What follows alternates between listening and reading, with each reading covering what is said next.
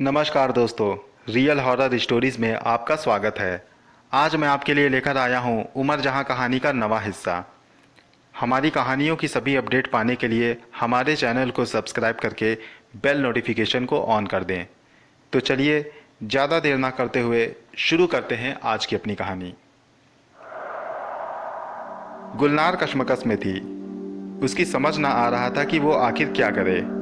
वो नूरी के सामने जाने की हिम्मत न जुटा पाई। वो रसोई में बैठकर वहां से निकलने का रास्ता सोचने लगी। इधर गुलनार की माँ ने गुलनार को आवाज़ लगाना शुरू कर दिया। वो जब भी आवाज़ लगाकर उसे बुलाती, गुलनार उसे अभी आती हूँ कहकर वहीं बैठी रह जाती। गुलनार के पिता ने कहा, तुम देखो जाकर क्या कर रही है वो। गुलनार की माँ उठकर रसोई में चली गई। उसने देखा गुलनार डरी सहमी सी रसोई में बैठी हुई है। उसकी माँ एक पल के लिए घबराई।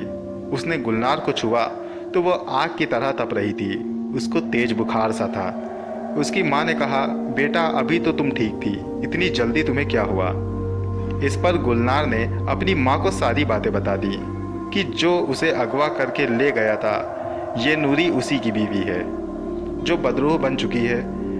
उसकी बातें सुनकर गुलनार की माँ के दिल में सनसनी सी दौड़ गई। वो भी सोचने लगी कि आखिर इस आफत से कैसे बचा जाए।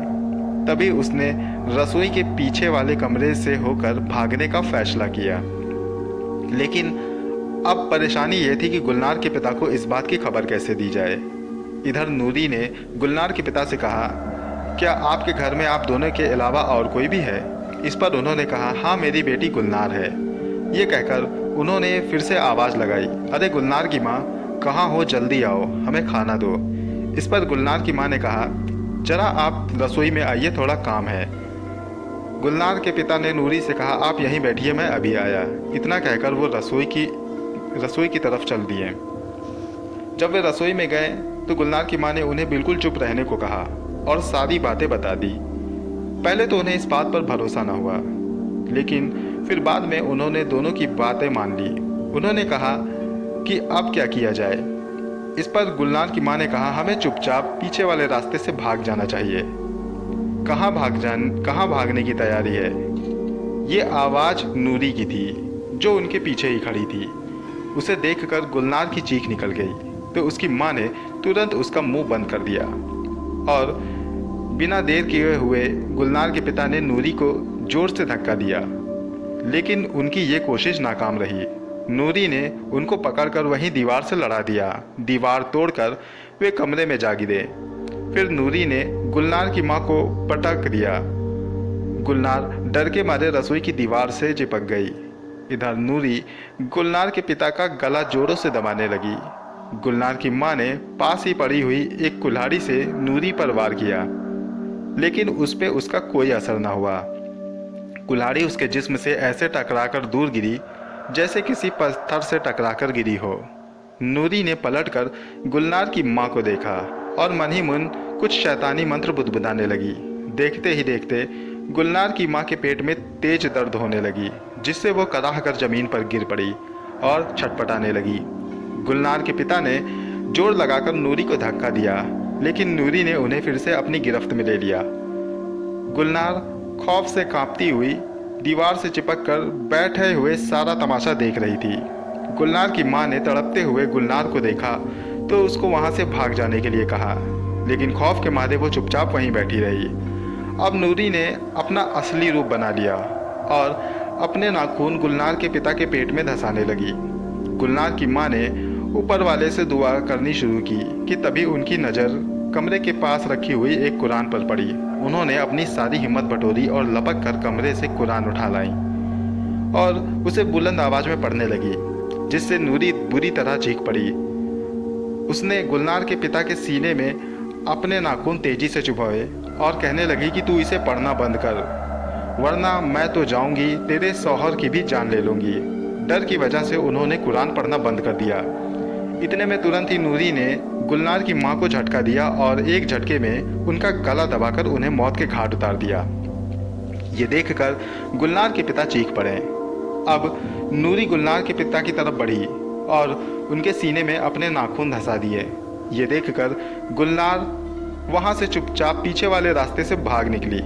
वो भागते हुए पास के घरों में जाना चाहती थी जो थोड़ी सी दूरी पर बने हुए थे, लेकिन खौफ के मारे वो जंगल के रास्ते पर निकल पड़ी। वो ये अंदाज़ा न लगा पाई कि जिस रास्ते पर वो जा रही है वो रास्ते जंगल की ओर निकलते हैं। उसने भागते हुए अपने पिता की दर्दनाक चीख सुनी। जब वो पलटी तो उसने देखा कि उसके घर को आग लग चुकी थी। उसी आग में उसके माता पिता झुलस चुके थे। वो रोते हुए जंगल की तरफ भागती चली जा रही थी, लेकिन नूरी भी उसके पीछे हवा में बुलंद होकर चली आ रही थी। गुलनार के छोटे कदम नूरी की रफ्तार के आगे बेबस थे। पूरी जंगल की खौफनाक हंसी गूंज रही थी। पूरे जंगल में नूरी की खौफनाक हंसी गूंज रही थी। वो हंसते हुए गुलनार के पीछे आ रही थी। गुलनार की हिम्मत अब जवाब दे गई। वो जमीन पर गिर गई। नूरी अब गुलनार के करीब आ चुकी थी। नूरी ने गुलनार की गर्दन दबोच ली। तभी वो कुछ देर रुककर गुलनार को सूंघने लगी। गुलनार खौफजदा हो रही थी। नूरी ने हैबतनाक निगाहों से गुलनार को घूरा और उसे भी अपनी आगोश में ले लिया। गुलनार की जोरदार चीख के साथ पूरे जंगल में सन्नाटा तारी हो गया। गुलनार के गांव के आसपास के लोगों ने सुबह गुलनार का घर जला हुआ पाया तो वो लोग समझे कि ये कोई हादसा होगा जिसमें आग लग गई और सभी लोग अंदर जलकर राख हो गए। कोतवाल को खबर की गई तो उसने आकर छानबीन की। उसे वहां गुलनार के माता पिता के हड्डियों के ढांचों के सिवा और कुछ नहीं दिखा। कोतवाल ने अंदाजा लगाया कि शायद इनकी बच्ची को अगवा कर लिया गया है, तभी उसकी हड्डियां यहाँ नहीं हैं। अपनी तफ्तीश पूरी करके वो वहाँ से चला गया। इस वाक्य को 15 दिन बीत गए। इन दिनों में नूरी ने बहुत लोगों के साथ मौत का खेल खेला। अब धीरे धीरे ये बात फैलना शुरू हो गई थी कि रहस्यमय तरीके से लोगों की मौत हो रही है। इधर अनवर अली का गुलनार के गांव की तरफ से गुजरना हुआ तो वो गुलनार से मिलने की गर्ज से उसके गांव आए, लेकिन उसके घर पहुंचकर उन्होंने गुलनार के घर को नेस्तो नाबूद पाया। अनवर अली काफ़ी हैरान हुए। उन्होंने गांव वालों से पूछा तो उन लोगों ने बताया कि इनकी घर में आग लगने से ये हादसा पेश आया और दोनों मियाँ बीवी मारे गए, लेकिन इनकी बच्ची लापता है। उसकी हड्डियों का ढांचा तक नहीं मिला। ये सुनकर अनवर अली सोच में पड़ गए। वे सोच रहे थे कि गुलनार कहाँ जा सकती है। उसे मेरे घर आना चाहिए था, लेकिन वो आई नहीं। अनवर अली फौरन घर की ओर रवाना हुए। रात को वो अपने घर पहुंच चुके थे। घर पहुंचकर उन्होंने उमर जहां को बुलाया। उमर जहां शकरू निशा के साथ काम कर रही थी। काम खत्म करके वो अनवर अली के पास पानी का गिलास लेकर आई। अनवर अली ने उसे सब कुछ बता दिया। उमर जहां को भी इस बात पर विश्वास न हुआ। फिर उसने अपनी आंखें बंद की और मन ही मन कुछ बुदबुदाने लगी। कुछ देर इसी कैफियत में रहने के बाद उमर जहां ने अपनी आंखें खोली। कहा, मुझे कुछ गड़बड़ लग रहा है, मुझे वहां जाकर देखना होगा। अनवर अली ने कहा, तुम वहां क्यों जाओगी? क्या तुम्हें यहाँ से कुछ नहीं पता चल रहा? इस पर उमर जहां ने कहा, मुझे पता चल रहा है। ये आग किसी मंत्र की ताकत से लगाई गई थी। गुलनार किसी बड़ी मुसीबत में थी। हमें देखना होगा कि आखिर माजरा क्या है। मैं आज रात वहां जाऊंगी। अनवर अली ने कहा, ध्यान रखना बेटा, घर पर किसी को इस बात का पता ना चले। उमर जहां ने कहा, आप परेशान ना हो, इस बात का पता मैं किसी को चलने नहीं दूंगी। इतना कहकर वो अपने कमरे में चली गई। वो पलंग पर लेटकर सबके सोने लगे। रात में जब सभी लोग गहरी नींद में सो गए तब उमर जहां दबे पांव उठी। उसने सभी को देखा, सब लोग सो रहे थे। पूरा इत्मीनान करने के बाद उसने मन ही मन कुछ पढ़ा और धुआं बनकर वहां से गायब हो गई। वो धुएं की शक्ल में फिजाओं में बुलंद होकर गुलनार के घर तक पहुंच चुकी थी। वो जिन्नी थी तो उसे किसी के घर का पता लगाने में देर नहीं होती थी। वो गुलनार के घर पर उस जमीन का मुआयना करने लगी। उसने उस जमीन पर हाथ रखा और अपनी आंखें बंद की। इसके बाद उसको नूरी की शक्ल दिखाई दी। उमर जहां समझ गई कि ये सब नूरी ने किया है, लेकिन उसे ये बात नहीं समझ आ रही थी कि आखिर गुलनार कहाँ थी और वो अब गई कहाँ है। उमर जहां को शक हुआ कि गुलनार को नूरी ने कहीं कत्ल कर दिया है। वो आसपास के जंगलों में धुआं बनकर भटकती रही, गुलनार को खोजती रही, लेकिन उसे कोई न मिला। उसने नूरी को भी तलाश करने की बहुत कोशिश की। नूरी भी उसे दिखाई नहीं दी। इस तरह पूरी रात बीत गई और सुबह होने पर उमर जहां वापस अपने घर आ गई। उसने देखा कि अभी तक सब लोग सो रहे थे, लेकिन अनवर अली उसके इंतजार में जगे हुए थे। उसने अनवर अली को जाकर बता दिया कि नूरी ने ही गुलनार के माता पिता को मारकर उसका घर जलाया है और गुलनार की ना तो लाश मिली है ना ही उसकी हड्डियों का ढांचा। उमर जहां ने कहा, नूरी सबके लिए खतरा है।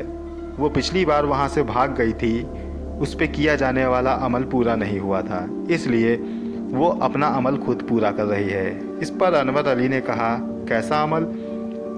इस पर उमर जहां ने कहा, उसे कुछ खास लोगों की रूहें कब्ज करनी होगी, जिससे उसको शैतानी ताकतें हासिल होंगी। मैं इस अमल के बारे में जानती हूँ। जब मैं आपको कैलाश के चंगुल से छुड़ाने आई थी, तभी मैं उसका यह अमल पहचान गई थी। लेकिन मैंने ये ना सोचा था कि नूरी खुद इस तरह अपना अमल पूरा करेगी। लेकिन अब उसे रोकना ही होगा। इस पर अनवर अली ने कहा, हम उसे रोकेंगे कैसे? तो उमर जहां ने कहा, नूरी खासकर उन लोगों की रूह कब्ज करने की कोशिश करेगी जिनका जन्म किसी तरह के ग्रहण में हुआ हो। अगर यहाँ कोई ऐसा है तो नूरी उस पर जरूर हमला करेगी। वो बाकी लोगों पर भी हमला कर सकती है, लेकिन खासकर ग्रहण में जन्मे हुए लोगों पर वो हमला करेगी। अब हमें उन लोगों पर नजर रखनी होगी जिनका जन्म ग्रहण में हुआ हो। उमर जहां मन ही मन नूरी को खत्म करने का फैसला कर चुकी थी। इधर नूरी जंगलों में भटक रही थी। जब उसे जंगलों और वीरानों में कोई दिखाई नहीं दिया तो वो कस्बों और गांवों की ओर निकल पड़ी। वो एक गांव के करीब पहुंची जहां पर बहुत से लोगों की भीड़ इकट्ठा थी। वहां मेला सा लगा हुआ था जहां पर कई सारे बूढ़े, बच्चे और नौजवान थे।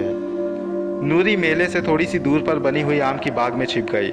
वो उस भीड़ में से अपना अगला शिकार चुनने लगी कि तभी उसका ध्यान एक अजीब तरह की खुशबू पर गया।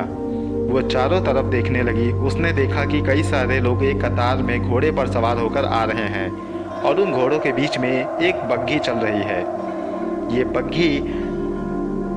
इसी बग्घी से वो खुशबू आ रही थी। वे सभी मेले में आकर रुक गए। फिर एक आदमी घोड़े से उतरकर बग्घी का दरवाज़ा खोलने लगा। उसने जब दरवाज़ा खोला तो बग्घी से एक खूबसूरत लड़की बाहर आई। उसके एक हाथ में कलश था और दूसरे हाथ में पूजा का सामान। उसके साथ एक लड़की और बाहर आई जो उसके पीछे चल रही थी। बग्घी से उतरते ही फिजा में जोरदार खुशबू फैल गई जो सिर्फ नूरी को ही महसूस हो रही थी। यह इस बात का सबूत था कि वो लड़की ग्रहण काल में जन्मी है। नूरी को अपना अगला शिकार मिल गया था। वो लड़की माता के मंदिर में गई। वहाँ पूजा करने के बाद वो वापस बाहर आई और कुछ देर मेले में घूमने के बाद वापस बग्घी पर सवार होकर अपने घर की ओर चल पड़ी।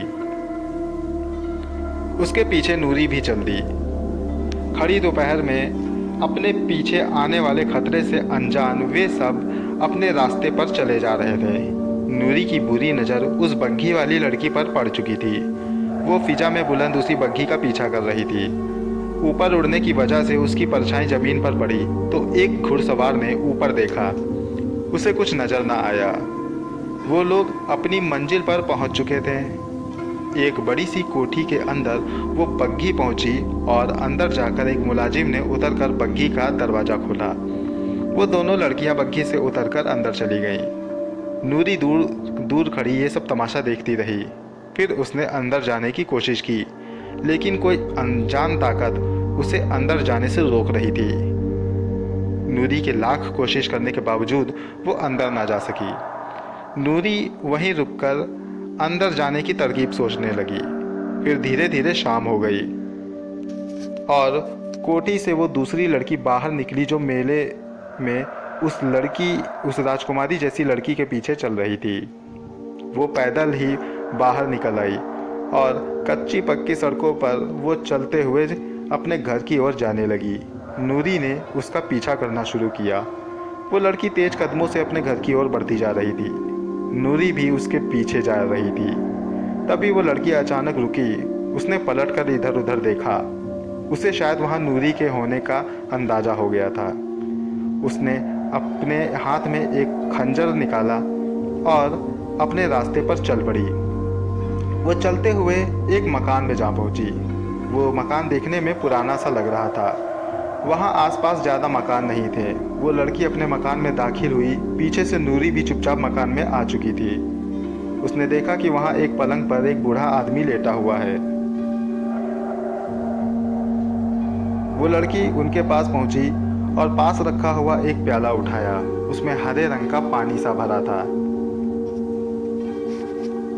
उस हरे रंग के पानी को उस लड़की ने उस बूढ़े आदमी को पिलाया और उसे वापस बिस्तर पर लिटा दिया। फिर वो रसोई में गई, थोड़ा खाना खाया और वापस आकर पलंग पर लेट गई। नूरी ने सोचा कि अब इससे उस लड़की और कोठी का राज पूछा जाए। इसके बाद इसको हलाक करके उस लड़की को अपने कब्जे में कर लिया जाए। नूरी ने अपना खेल शुरू कर दिया। उस लड़की के कमरे में नूरी की हंसी गूंजने लगी। वो लड़की फौरन उठकर बैठ गई। उसने चारों ओर देखा और कहा, कौन है यहाँ पर? इस पर नूरी ने कहा, मैं हूँ, तेरी मौत। इतना कहते ही नूरी उस कमरे की दीवार से उस लड़की को घूरने लगी। उस लड़की की नज़र सामने वाली दीवार पर पड़ी तो उसने देखा कि वहाँ उभरी हुई दो लाल आंखें दीवार से बाहर निकली हुई हैं। नूरी दीवार से बाहर निकलकर उसके सामने खड़ी हो गई। उस लड़की ने कहा, कौन हो तुम और क्या चाहती हो? इस पर नूरी ने कहा, मौत हूँ मैं और मैं तेरी मौत चाहती हूँ। उस लड़की ने घबरा कर कहा, मैंने क्या बिगाड़ा है तुम्हारा और तुम मुझे क्यों मारना चाहती हो? इस पर नूरी ने खौफनाक अंदाज में कहा, कुछ नहीं बच्ची। इतना कहकर नूरी आगे बढ़ी। दोस्तों, ये कहानी जारी है। इस कहानी का अगला भाग मैं जल्द आपके पास लेकर आऊँगा। कहानी आपको कैसी लगी हमें कमेंट बॉक्स में लिखकर ज़रूर बताएं। मिलता हूँ अगली बार, तब तक के लिए गुड बाय।